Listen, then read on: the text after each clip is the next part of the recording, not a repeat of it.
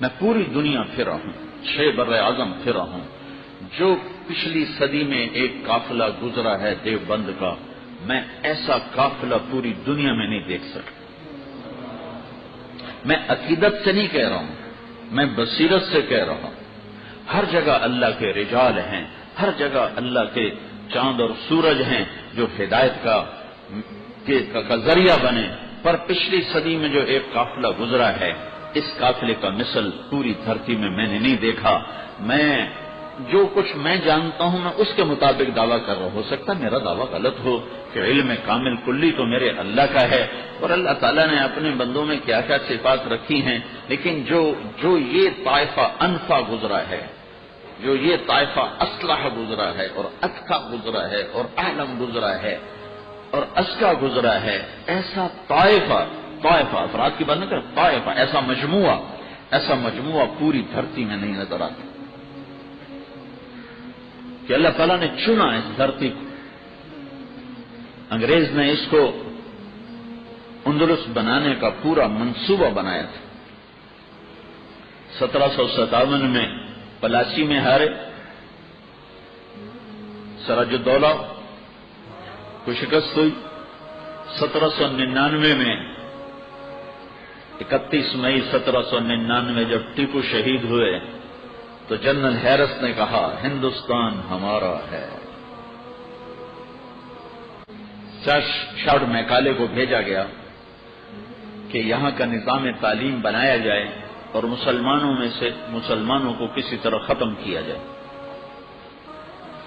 تو 1857 کی پھر ایک آخری کوشش ہوئی جنگ آزادی کی۔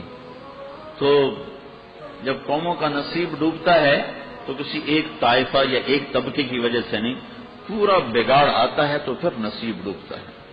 صرف حکمرانوں کی نااہلی سے نصیب نہیں ڈوبا کرتے، نصیب جو ڈوبتے ہیں تو سب اس میں شریک ہوتے، سارے اس کے اندر شریک۔ اکثریت میں نافرمانی ہوتی تو اکثریت میں بگاڑ تھا۔ تو 1857 کی جنگ کو بھی رجب علی خان اور مرزا الہی بخش اور نجف خان، ان 3 آدمیوں نے ایمان بیچ کر اور دلی کے دروازے کھول دیے۔ اس کے بدلے میں رجب علی خان کو سونے چاندی کے ڈھیر ملے، وہ امبالے کا تھا، تو اس نے پورا ایک سونے کا فوارہ بنایا، سونے کا، جس میں سے شراب نکلتی تھی، اور وہ بیٹھ کے پیا کرتا تھا اپنے مصاحبین کے ساتھ۔ تو کسی ایک صرف بہادر شاہ ظفر کی نااہلی سے ملک نہیں ڈوبا تھا، معاشرہ ڈوب چکا تھا۔ تو اب ان کو 100% یقین تھا کہ ہم اس کو اندلس بنا دیں گے۔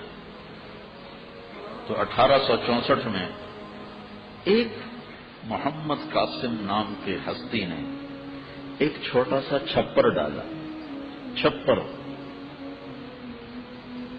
اور مسجد بنائی تو چھت ہی کوئی نہیں، چھت کے پیسے ہی کوئی نہیں، ایک چھپر ڈالا، اور ایک انار کے درخت کے نیچے پڑھانے والا بھی محمود، پڑھنے والا بھی محمود۔ 1989 میں گیا تھا دیوبند، تو وہ انار کا درخت اس وقت تک تو کھڑا تھا، بعد میں نے سنا کاٹ دیا گیا۔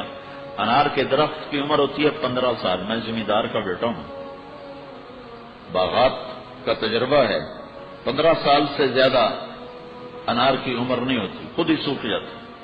وہ 125 سال کھڑا رہا انار کا درخت، 125 سال ناممکنات میں سے، وہ تو بھی کھڑا تھا، پھر کاٹ دیا گیا، خود ہی کاٹ دیا گیا۔ شاید حضرت عمر کی سنت پہ عمل کیا کہ وہ کی کر کے درخت کو لوگ آ کے تبرکاً چھونے لگے، تو حضرت عمر نے کٹوا دیا، تو اسی کے اقتداء میں وہاں کے مشائخ نے اسے کٹوا دیا۔ تو 89 میں وہ درخت صحیح سلامت تر و تازہ کھڑا ہوا تھا۔ تو اللہ نے اپنے ایک بندے کے ذریعے سے ایک اینٹ رکھوائی، ایک چھپر بنوایا، اور یہ معلوم نہیں تھا کہ یہ چھپر نہیں بن رہا، سارے باطل سے ٹکرانے کا نظام بن رہا ہے، سارے باطل کی اسکیموں کے ٹوٹ جانے کا نظام بن رہا ہے۔ اور مسجد کی چھت کوئی نہیں، تو نانوتوی صاحب رحمت اللہ علیہ پریشان ہوتے تھے کہ چھت کوئی نہیں۔ تو خواب میں اللہ کے نبی کی زیارت ہوئی، تو آپ نے فرمایا قاسم پریشانی کیا ہے؟ کہا جی چھت کوئی نہیں مسجد کی۔ کہا اس میں پریشانی کی کیا بات ہے؟ بیت اللہ ہزاروں سال بغیر چھت کے کھڑا رہا. بیت اللہ پہ چھت بھی قریش نے ڈالی. جب آپ کی عمر 35 برس تھی تو بیت اللہ کو توڑ کے اسے بنایا گیا تو چھت ڈالی گئی. اس میں کیا فکر کی بات ہے؟ بیت اللہ بھی بغیر چھت کے کھڑا رہا. تو میرے مالک نے اس ملک کو سارے عالم کے لیے ایسے مدارس پوری دنیا میں کوئی نہیں.